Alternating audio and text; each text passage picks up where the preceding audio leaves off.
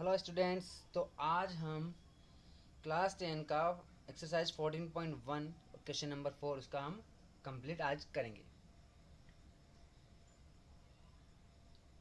तो 3 क्वेश्चन हम ऑलरेडी कर चुके हैं, आज हम क्वेश्चन नंबर 4 करेंगे। ठीक है, तो देखिए ये रहा आपका क्वेश्चन नंबर 4। क्या कह रहा है? 30 women were examined in a hospital by a doctor. इसका मतलब क्या हुआ कि एक हॉस्पिटल है जिसमें एक डॉक्टर क्या कर रहे हैं, वुमेन को क्या कर रहे हैं, एग्जामिन कर रहे हैं। ठीक है, and the number of heart beats per minute were recorded, और वो उनकी हार्ट बीट्स को चेक कर रहे हैं पर मिनट में, यानी कि एक मिनट में कितने बार हार्ट जो है वो धड़कता है वो चेक कर रहे हैं। ठीक है ना, पर मिनट में were recorded and summarized as follows, और उनको क्या कर दिया, समराइज कर दिया। समराइज करने का मतलब उन्होंने ये टेबल बना दी। ठीक है, इसका मतलब क्या हुआ कि वो ये कहना चाह रहे हैं कि नंबर ऑफ वुमेन्स, यानी कि 2 वुमेन ऐसी हैं जिनकी हार्ट बीट्स कितनी है, 65 to 68। इसका मतलब कि उनका जो हार्ट है वो 65 से लेकर 68 तक ही बीट करता है, धड़कता है। कितनी देर में? 1 मिनट में, यानी कि 60 सेकेंड्स में। 4 वुमेन्स ऐसी हैं जिनकी हार्ट बीट कितनी है, 68 to 71। 3 ऐसी हैं जिनकी इतनी है 8, ये 7 और ये। बात समझ में आ गई होगी आपके। ठीक है, अब देखिए क्या कह रहा है, find the mean heart beats per minute for these women choosing a suitable method.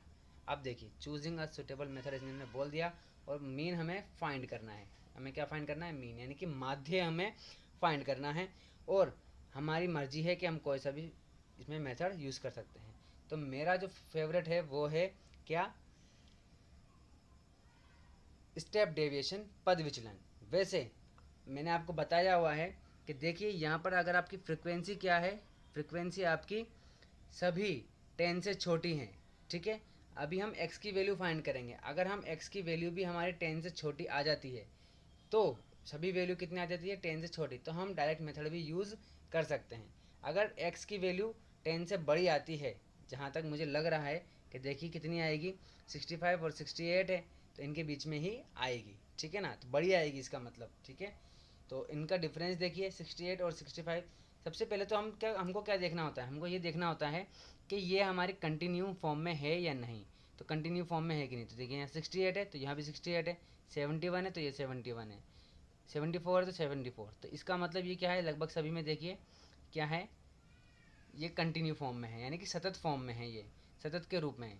तो ये एक सही है, बात है, हमारे लिए अच्छी बात है। ठीक है, आगे हमको चेक करना होता है कि इनके बीच का जो इंटरवल है, यानी कि अंतराल है, यानी कि इनकी जो हाइट है, इनके बीच का जो गैप है वो सेम है कि नहीं। तो देखिए 68 में से अगर हम 5 को माइनस करेंगे तो कितना आएगा, 3 आएगा। कितने आएगा, 3। यहाँ पर भी 3 है, यहाँ भी 3 है, यहाँ भी 3 है, यहाँ भी 3, यानी कि सब में जो इंटरवल है वो क्या है, सेम है। तो हमको ये 2 चीज़ हमेशा चेक करके ही सवाल को करना है। ठीक है, तो चेक कर लिया हमने, यानी कि हमारा इंटरवल भी सेम है और कंटिन्यू फॉर्म में है, तो ये दोनों ही चीज़ें हमें चाहिए होती है और हमने कर लिया। अब देखिए हमारा जो x आएगा वो कैसे आएगा, इन दोनों के बीच का आएगा, यानी कि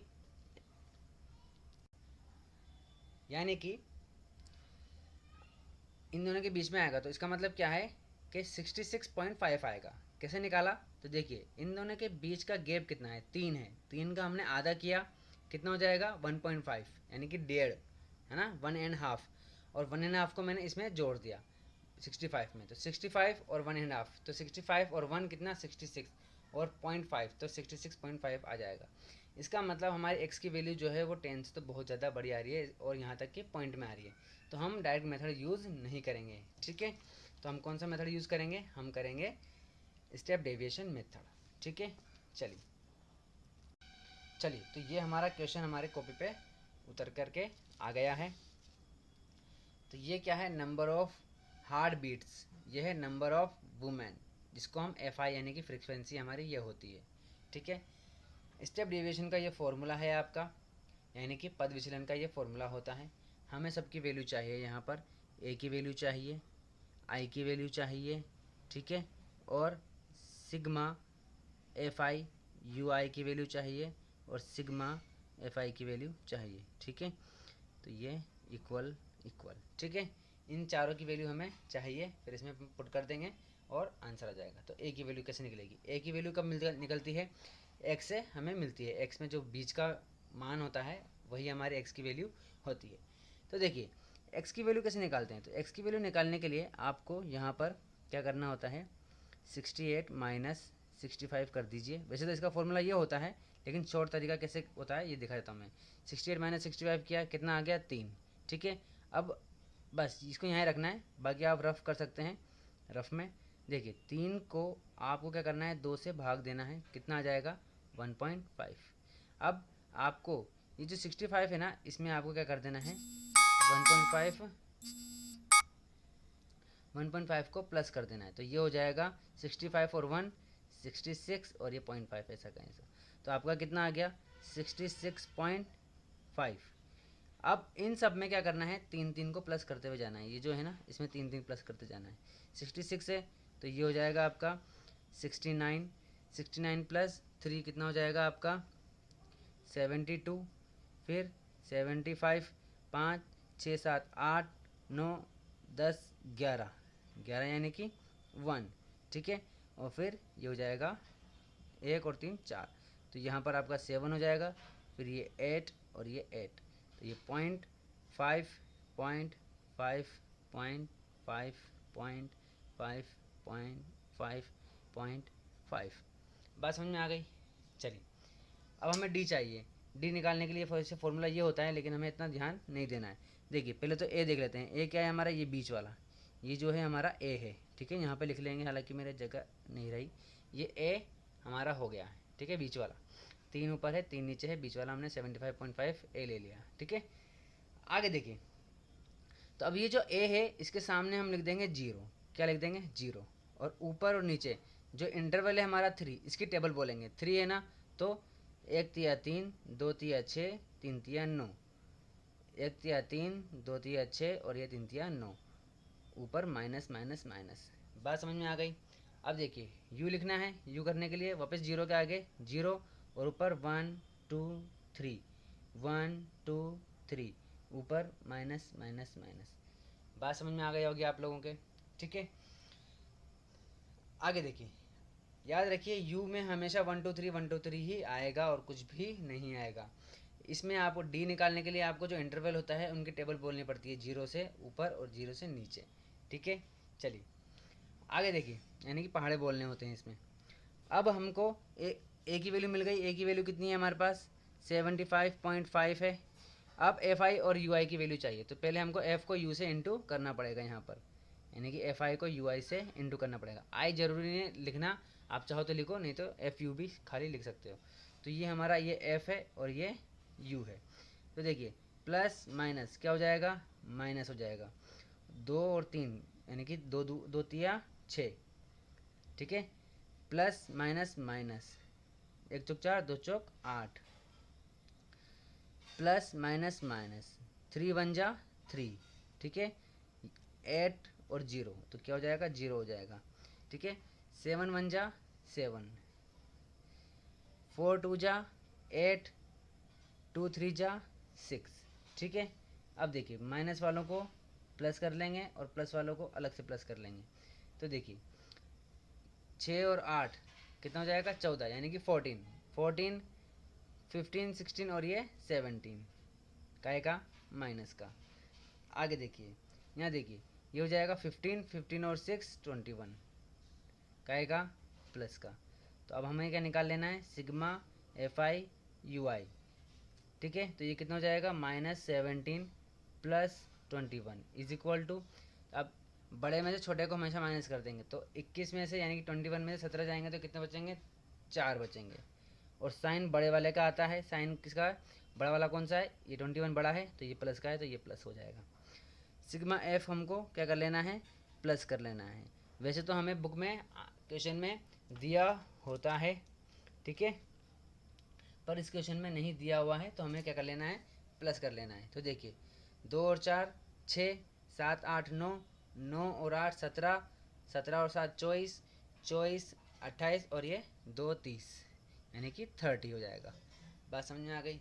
तो सिग्मा, तो देखिए सिग्मा एफ यू की वैल्यू कितनी आ गई 4, एफ़ की वैल्यू कितनी आ गई 30। ठीक है, अब इन वैल्यू को क्या कर देंगे, इसमें हम पुट कर देंगे। तो ये हो जाएगा sigma x bar is equal to a की वैल्यू कितनी है 75.5 प्लस आई की वैल्यू कितनी है 3।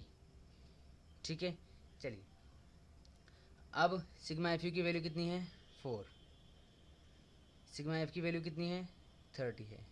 ठीक है, चलिए अब मैंने बताया भाई आपको ब्रैकेट के बाहर अगर कोई नंबर नहीं दिख रहा है, रुकिए सॉरी, तो ये सब हमारी वैल्यू आ गई थी।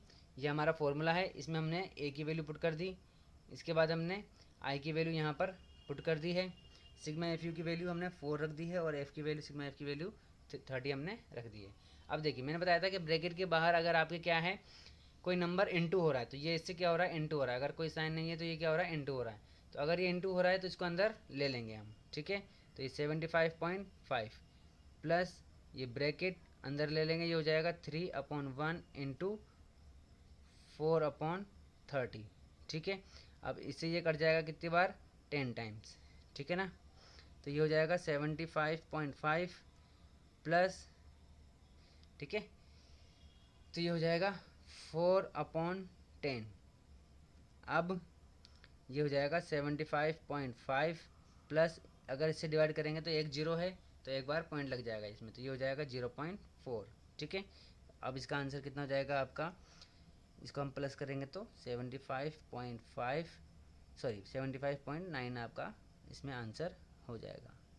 ठीक है, ये आपका एक्स बार की वैल्यू फिर नहीं दिख रहा है, चलिए ये आ गया आपका 10 से डिवाइड किया तो 0.4 आ गया। ठीक है, और प्लस किया तो क्या आ गया 75.9, इन दोनों को प्लस किया तो 75.9 आपका आंसर आ गया। मैं आपको एक बार बता देता हूँ कैसे होती है कैलकुलेशन। देखिए ये 4 था और ये 10 था, यहाँ पर कितना जीरो है, एक जीरो है, कितना है ये एक जीरो है। तो अब हमको इस तरफ से गिनना होता है, ठीक है ना कि इस तरफ से नहीं गिनते, इस तरफ से गिनते हैं। तो एक जीरो है तो एक ही डिजिट यानी कि एक ही अंक के बाद हम पॉइंट लगाएंगे। तो ये गिना हमने, ये 4 है तो एक अंक हो गया, तो यहाँ पर ही हम क्या लगा देंगे पॉइंट लगा देंगे, तो ये हो जाएगा 4 और ये पॉइंट, आगे कुछ नहीं लिखा तो जीरो लगा देते हैं। बात समझ में आ गई होगी। ठीक है, और प्लस करने की बात है तो प्लस कैसे करते हैं, देखिए सबसे पहले पॉइंट के नीचे पॉइंट लगाते हैं। ठीक है, पॉइंट के जो इस तरफ है 75 तो 75 लिख देंगे, पॉइंट के इधर क्या है 5 है। अब ये देखिए पॉइंट के नीचे पॉइंट है तो पॉइंट के इस तरफ क्या है 0, इधर क्या है 4। यहाँ देखिए क्या करना है हमें प्लस, तो 5 और 4 कितना हो जाएगा 9, पॉइंट की जगह पॉइंट, ये 5 और ये 7, आंसर कितना आ गया 75.9। आई होप आपको समझ में आ गया होगा, कोई डाउट हो तो आप आराम से क्वेश्चन पूछ सकते हैं। Okay bye.